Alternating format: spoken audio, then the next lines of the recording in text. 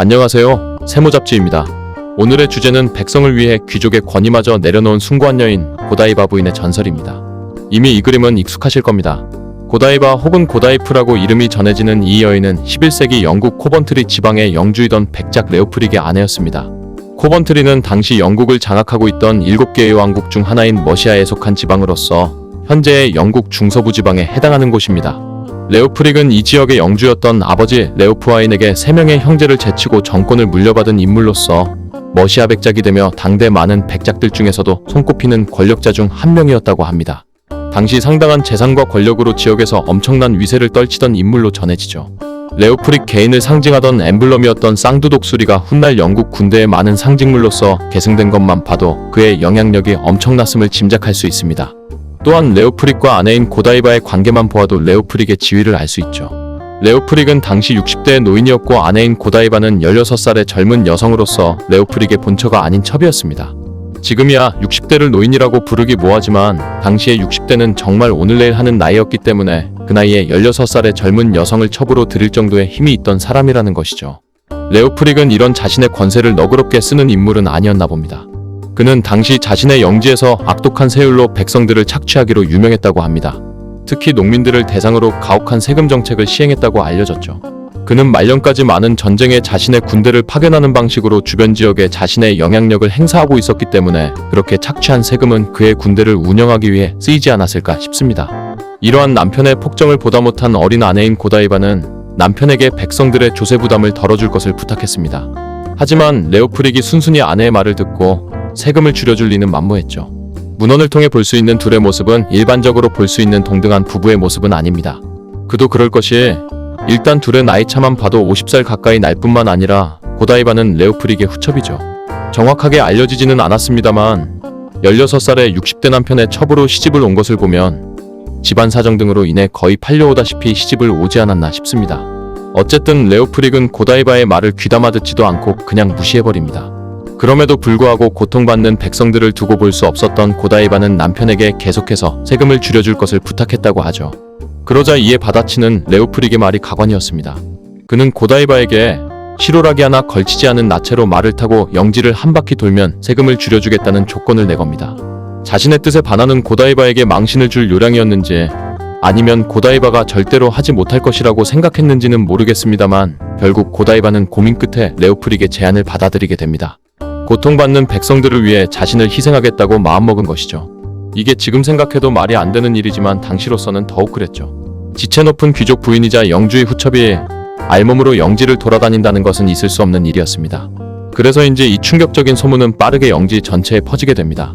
자신들을 가혹하게 착취하는 영주에 대한 여론은 당연히 좋지 않았을 것이 뻔한데 다른 사람도 아닌 그런 영주의 아내가 자신들을 위해 귀족의 자존심을 내려놓고 망신을 감수한다는 소문에 사람들은 크게 동요하고 감동하게 됩니다.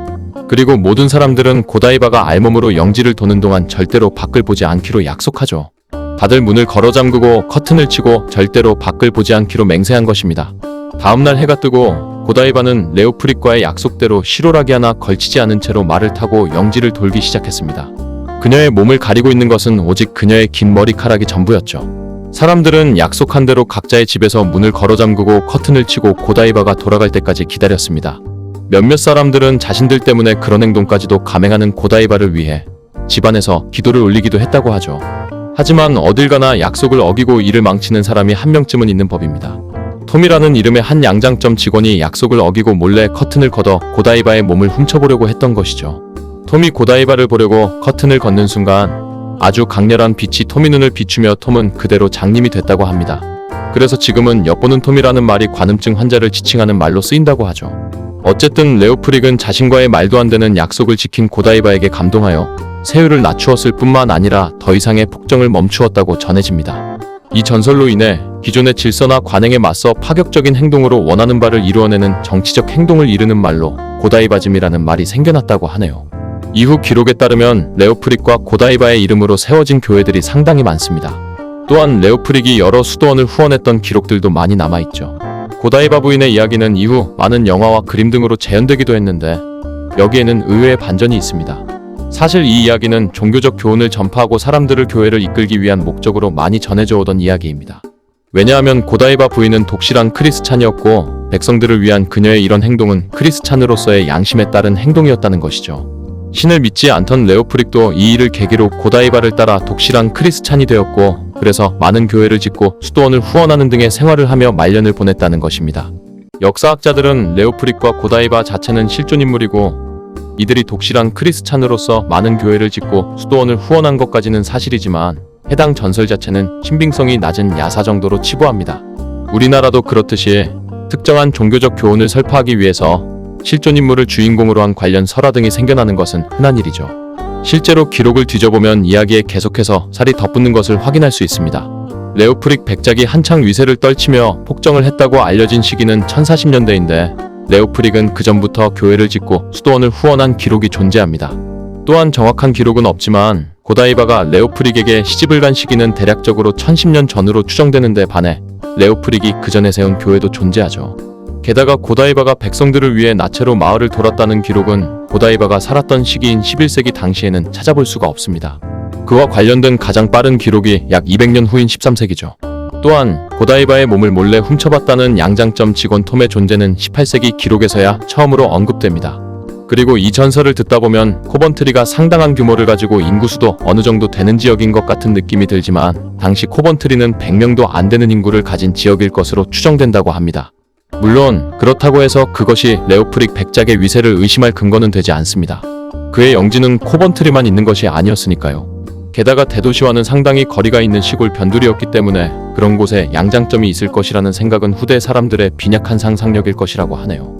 이렇게 보니 교회도 많이 짓고 사회적 책임을 다한 멀쩡한 레오프릭 백작을 전설을 위해 폭군으로 만들어버린 것 같은 느낌도 드네요. 이러한 전설이 널리 퍼지게 된 이유는 종교적인 목적 말고도 또 있습니다. 바로 돈이죠. 사람들은 고다이바 부인을 추앙하며 그녀와 관련된 많은 동상과 그림 등을 남겼는데 그것이 오늘날에 와서 돈이 되기 때문에 이 전설을 꾸준히 밀고 있는 것입니다. 코번트리 마을은 현재 딱히 이렇다 할 산업시설 등이 존재하지 않는 시골 마을인데 이 전설 하나만으로도 관광객을 어느 정도 불러 모을 수 있고 굿즈 등을 판매함으로써 마을 살림에 보탬이 되는 것이죠.